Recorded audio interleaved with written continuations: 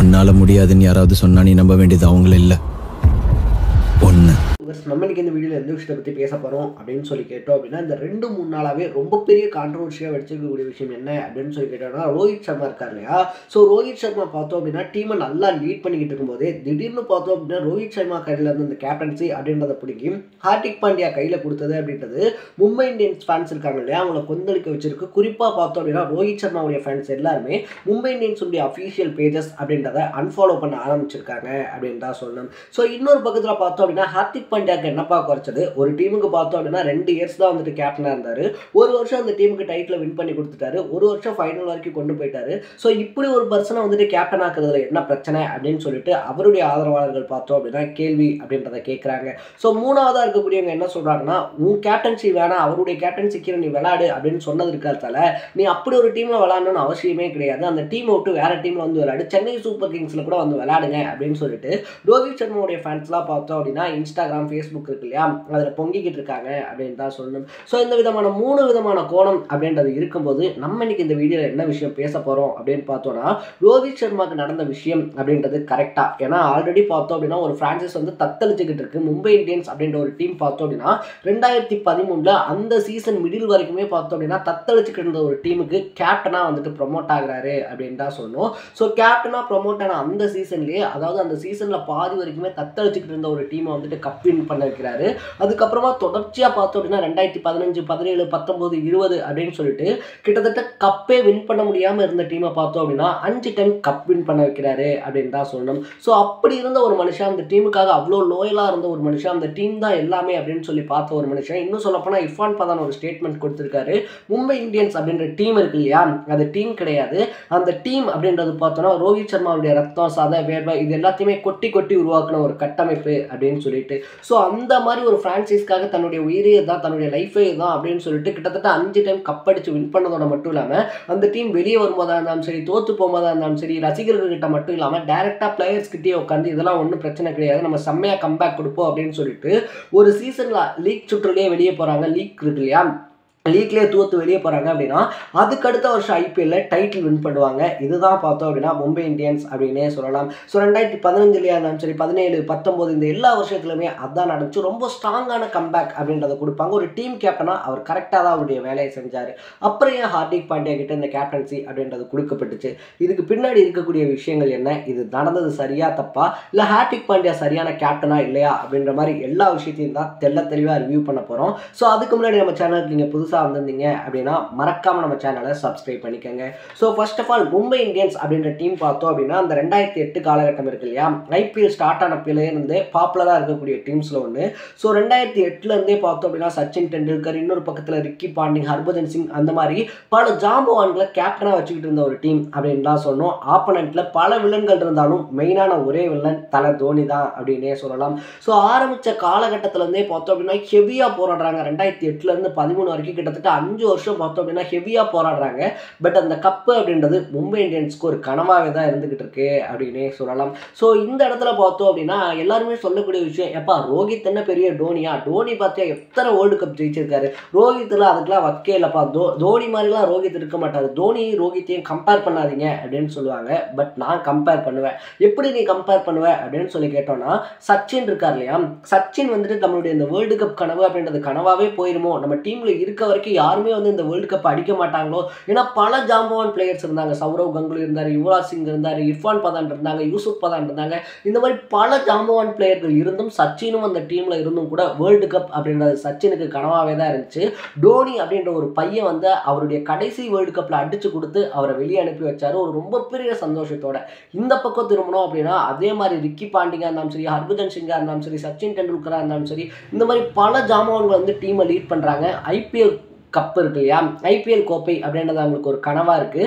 2013 தான் பார்த்தோம் அப்படின்னா ரோஹித் சர்மா அப்படின்ற ஒரு சின்ன பையன்கிட்ட கேப்டன்சி தராங்க. அந்த 2013 மிடில் வரைக்குமே, அதாவது தோத்த எல்லா மேட்ச்லையுமே ரிக்கி பாண்டிங் தான் கேப்டனாக இருக்காரு அப்படின்னே சொல்லலாம். ஸோ ரிக்கி பாண்டிங் ஒன்றும் சாதாரண பிளேயர்லாம் கிடையாது. ரிக்கி பாண்டிங் செஞ்ச ரெக்கார்ட்ஸை பற்றி நம்ம பேசணும் அப்படின்னா ஒரு நாள் ஃபுல்லாக உட்காந்து பேசலாம், அந்த அளவுக்கு சாதனை இருக்குது அப்படின்னு தான் சொல்லணும். ஸோ அப்படிப்பட்ட ரிக்கி பாண்டிங்னால முடியல, நான் என் கேப்டன்சியை விட்டுறேன் அப்படின்னு சொல்லி ரோஹித் சர்மா கையில் தரும்போது அதுதான் சச்சினுடைய ஃபைனல் ஐபிஎல் டிராஃபி கப்புக்கான விளையாட்டு அப்படின்னே சொல்லலாம். ஸோ அந்த சீசனோட தான் சச்சினும் வெளியே போனோம். சரி ஓகே, ஐபிஎல் கனவு அப்படின்றது நமக்கு கனவாகவே போயிருமோ அப்படின்னு சொல்லி நினைக்கும் போது வேர்ல்டு கப்பில் தோனி இருக்கார் இல்லையா, தோனி சச்சினுக்காக என்ன ஒரு விஷயத்த பண்ணாரோ ஐபிஎல் கப்பில் அதே சச்சினுக்காக ரோஹித் சர்மா அந்த ஒரு விஷயத்த பண்ணார். அவருடைய கடைசி அந்த ஐபிஎல் இருக்கு இல்லையா, அந்த ஐபிஎல் டோர்னமெண்ட்டில் கப் அடிச்சு கொடுத்து அவரை கண்ணீரோட வெளியே அனுப்புனார், ஆனந்த கண்ணீரோட அப்படின்னு தான் சொல்லணும். ஸோ 2013 ஒரு யங்ஸ்டராக பாதி சீசனில் அதுவும் தோத்துக்கிட்டு இருக்கக்கூடிய ஒரு டீம், தள்ளாடிக்கிட்டு இருக்கக்கூடிய ஒரு டீமுக்கு கேப்டனாக மாறுறாரு.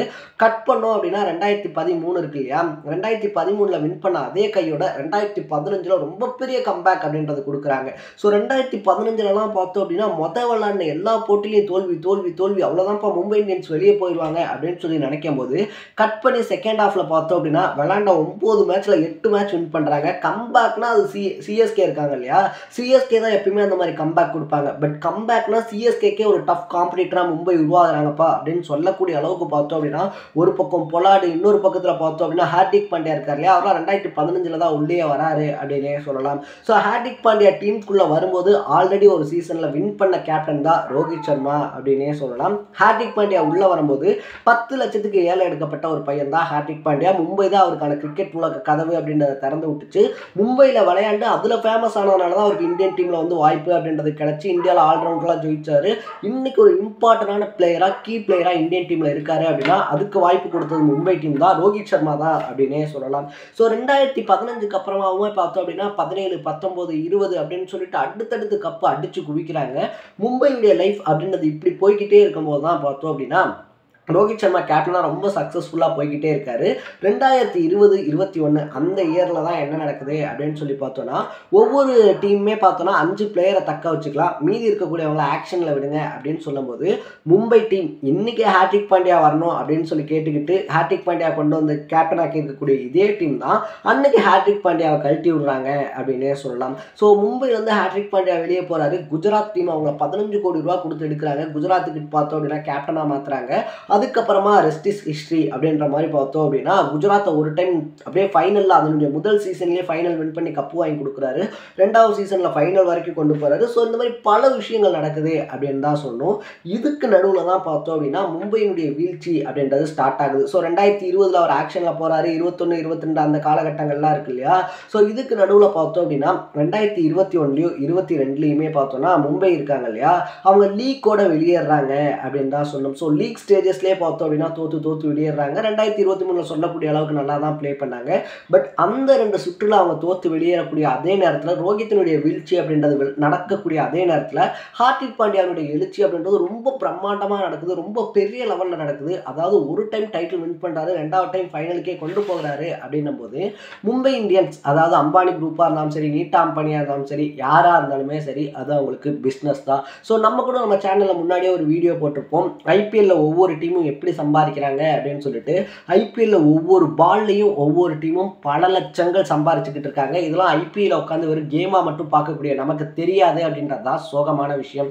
ஸோ இவங்களை பொறுத்த வரைக்குமே ரோஹித் நமக்கு ஜெயிச்சு கொடுத்துருக்காரு, நமக்கு லோயலாக இருக்காரு, அவரை வச்சிருக்கணும் இவரை வச்சிருக்கணும் அப்படின்ற எதுவுமே கிடையாது. இவனை வச்சா வின் பண்ணுவோமா, தூக்கி போடு, அதுதான் அவங்க மைண்ட் செட். பட் இப்படி ஒரு பிளேயருக்கு நடக்கக்கூடிய ஒரு விஷயம் இருக்கு இல்லையா, அது கரெக்டா அப்படின்னு சொல்லி பார்க்கும்போது தான் பார்த்தோம் அப்படின்னா ஒரு தத்தளிச்சுக்கிட்டு இருந்த டீமுக்கு கேப்டன் ஆகிறாரு. கேப்டன் ஆனதோட மட்டும் இல்லாமல் பார்த்தோம் அப்படின்னா அந்த டீமை கொஞ்சம் கொஞ்சமாக செதுக்கிறாரு. உள்ள வரக்கூடிய யங்ஸ்டர்ஸ் எல்லாத்துக்குமே வாய்ப்பு கொடுக்குறாரு. ஹார்திக் பாண்டியா, சூரியகுமார் யாதவ், இந்த மாதிரி பல இன்னைக்கு ஜாம்பவான்களாக இருக்கக்கூடிய பிளேயர்ஸை அடையாளம் தெரியறதுக்கு முன்னாடி வாய்ப்பு கொடுத்து வளர்த்து விடுறாரு அப்படின்னு தான் சொல்லணும். சரி ஓகே, அப்போ வளர்த்து விட்டா அவர் மீறி யாருமே வந்துடக்கூடாதா அப்படின்னு சொல்லி கேட்டோம்னா கண்டிப்பாக ஹார்திக் பாண்டியா மும்பை இந்தியன்ஸ் இருக்கு இல்லையா, அதில் கேப்டன் ஆகிறதுக்கு எல்லா தகுதியுமே இருக்குது. இன்னும் சொல்லப்போனால் இந்தியன் டீமுக்கு பிற்காலத்தில் அவர் கேப்டன் ஆனாரு அப்படின்னாலும் அதை அக்செப்ட் பண்ணிக்கலாம். இங்கே விஷயம் என்ன அப்படின்னு சொல்லி பார்த்தோன்னா ஹார்திக் பாண்டியா கேப்டன் ஆனது கிடையாது. ஆனால் அவர் கேப்டன் ஆக போகிறாரு அப்படின்னு சொல்லி எனக்கு ஒரு ஃபோன் கால் கூட வரல. நான் இன்ஸ்டா ஸ்டோரியையும் நியூஸையும் பார்த்து தான் ஒரு விஷயத்தை நான் தெரிஞ்சுக்கிட்டேன் அப்படின்னு சொல்லி ரோஹித் சர்மா பதிவு பண்ணுறாரு இல்லையா, அந்த அடிப்படை மரியாதை அப்படின்னு தான் சொல்லணும். ஸோ முன்னாடியே பார்த்தோம் அப்படின்னா இல்லை வேர்ல்டு கப்புக்கு முன்னாடியே பார்த்தோன்னா ரோஹித் சர்மா இருக்கார் இல்லையா, அவர்கிட்ட இன்ஃபார்ம் பண்ணியாச்சு. இந்த மாதிரி வந்துட்டு ஹர்திக் பாண்டியா கேப்டன்சி கீழே தான் நீங்கள் விளையாட போகிறீங்கலாம் இன்ஃபார்ம் பண்ணியாச்சு. அவரும் அதெல்லாம் சரின்னு சொல்லிட்டாரு அப்படின்னு சொல்லி ஒரு டாக் போய்கிட்டு இருக்கு. என்னதான் ஒரு டாக் போனாலுமே அந்த இன்சிடென்ட் நடக்கக்கூடிய அந்த ஒரு நேரம் இருக்கு இல்லையா, இப்போ ரோஹித் சர்மாவை டேரெக்டாக கூப்பிட்டு ரோஹித் இந்த மாதிரி வந்து ஹார்திக் தான் இந்த இயர் பார்த்தோம் அப்படின்னா டீமை லீட் பண்ண போகிறாருன்னு சொல்லி நீங்களே அனௌன்ஸ் பண்ணுங்க அப்படின்னு சொல்லியிருந்தாலும் ரோஹித் சர்மா கண்டிப்பாக அந்த ஒரு விஷயம் அப்படின்றத பண்ணியிருப்பாரு. ரொம்ப சந்தோஷமாகவே பண்ணியிருப்பாரு. எனக்கு இருக்கு இல்லையா, என்னுடைய தம்பி வந்து இனிமேல் வழி நடத்துவான் அப்படின்ற மாதிரி. ஆனால் உன்னோட வேலை முடிஞ்சு, உன்னால எங்களுக்காக வேண்டிய காரியம் முடிஞ்சிச்சு அப்படின்ற மாதிரி குப்பையை கசக்கி குப்பை தொட்டியில் போடுற மாதிரி பார்த்தோம் அப்படின்னா இவர் தான் எங்களுடைய புது கேப்டன் அப்படின்னு சொல்லிட்டு டைரக்டாக கொண்டு வந்து பார்த்தோம் அப்படின்னா ஹார்திக் பாண்டியாவை நிப்பாட்டினது அப்படின்றது தான் ரோஹித்தினுடைய மனசு அப்படின்றது ரொம்ப பெரிய அளவில் உடைச்சிருக்கு. அது மட்டும் இல்லாமல் ரோஹித்தினுடைய ஃபேன்ஸ் இருக்காங்க இல்லையா, அவங்களுடைய ஆதரவு அப்படின்றதையுமே எக்கச்சக்கமாக ஒரு அளவுக்கு இழந்திருக்கு அப்படின்னு தான் சொல்லணும். ஸோ இந்த விஷயம் ரோஹித்துக்குன்னு கிடையாது. இன்னைக்கு சிஎஸ்கே ஃபேன்ஸாக இருந்தாலும் சரி, எஸ்ஆர்ஹெச் ஃபேன்ஸாக இருந்தாலும் சரி, என்ன மாமா போச்சா அவ்வளோதானா அப்படின்லாம் சொல்லி கிண்டல் பண்ணுறதா இருந்தாலும் சரி, மீம்ஸ் போடுறதா இருந்தாலும் சரி, இன்னைக்கு ரோஹித்துக்கு நடக்கக்கூடிய விஷயம் நமக்கு பிடிச்ச ஒரு பிளேயருக்கு நடந்தாதான் அதனுடைய வழி என்ன அப்படின்னு சொல்லி தெரியும். ஸோ இன்னொரு டாக் என்ன அப்படின்னு சொல்லி பார்த்தோம்னா, ரோஹித் ஃபைனல் போய் எல்லா மேட்ச்லையுமே தோனியை தோக்கடிச்சிருக்காரு அப்படின்ற ஒரு ரியாலிட்டி இருக்கு இல்லையா, அதை இங்கே பலரால் அக்செப்ட் பண்ணிக்க முடியல அப்படின்னு தான் சொல்லணும். ஸோ தோனியை பொறுத்த வரைக்குமே பார்த்தோம் அப்படின்னா நிறைய விஷயங்கள் சொல்லுவாங்க. அவர் வேர்ல்டு கப் ஃபைனலில் வின் பண்ணி கொடுத்தாரு. அவர் உள்ளே இருக்கக்கூடிய வரைக்குமே பார்த்தோம் அப்படின்னா அவரால் யாராலுமே அவரை தோக்கடிக்க முடியாது. அவர் ஸ்டெம்புக்கு பின்னாடி நின்ட்டா எவ்வளோ பெரிய பேட்ஸ்மேனாக இருந்தாலும் கிரீஸுக்கு வெளியில் காலை வைக்க நடுங்கும் அப்படின்ற மாதிரி. இது எல்லாம் எந்த அளவுக்கு உண்மையோ அதே மாதிரி ரோஹித் ஃபைனல் போன எல்லா மேட்ச்லையுமே ரோஹித்தை தோனியால் தோக்கடிக்க முடியல அப்படின்றதும் உண்மைதான். ஏற்றுக்கிறதுக்கு கஷ்டமாக இருந்தாலுமே பார்த்தோம் அப்படின்னா இது உண்மையான ஒரு விஷயம் அப்படின்னே சொல்லலாம். ஸோ ஒரு மனுஷனுடைய கேப்டன்சி அப்படின்றது முடியுது அப்படின்னா எல்லாருமே யாருப்பா புது கேப்டன், எப்படிப்பா நல்லா விளையாட போகிறாரு அப்படின்னு சொல்லி தான் எக்ஸ்பெக்ட் பண்ணுவாங்க. பட் முறையாக ஏன்டா ஒரு கேப்டனை இவ்வளோ கேவலமாக ட்ரீட் பண்ணி எக்ஸ் கேப்டன் கூட பார்க்காம பார்த்தோம் அப்படின்னா ஒரு மனுஷனுக்கு தரக்கூடிய அடிப்படை மரியாதை கூட தராமல் பண்ணிட்டீங்களே அப்படின்ற ஆத்திரம் தான் பார்த்தோன்னா மும்பை இந்தியன்ஸ் ஃபேன்ஸ் எல்லாத்தையுமே மும்பை அன்ஃபாலோ பண்ண வச்சிருக்கு அப்படின்னு தான் சொல்லணும். ஸோ எப்பயுமே ஒரு யங்ஸ்டர் கேப்டன் ஆகிறது அப்படின்றது எல்லா இடத்துலையுமே நடக்கிறதா. ஏன்னா சச்சின் இருக்கும்போது தான் டோனி கேப்டன் ஆனார், டோனி இருக்கும்போது தான் விராட் கோலி கேப்டன் ஆனார், விராட் கோலி இருக்கும்போது தான் ரோஹித் சர்மா கேப்டன் ஆனார். இந்த மாதிரி அடுத்தடுத்து யங்ஸ்டர்ஸ் வரும்போது அவங்களுக்கு கீழே விளையாடுறதுக்கு எந்த சீனியர் பிளேயருக்குமே தயக்கமோ இல்லை சங்கட்டமோ இவனுக்கு இல்லை நம்ம விளையாடணுமோ அப்படின்ற எண்ணம்லாம் இருக்காது.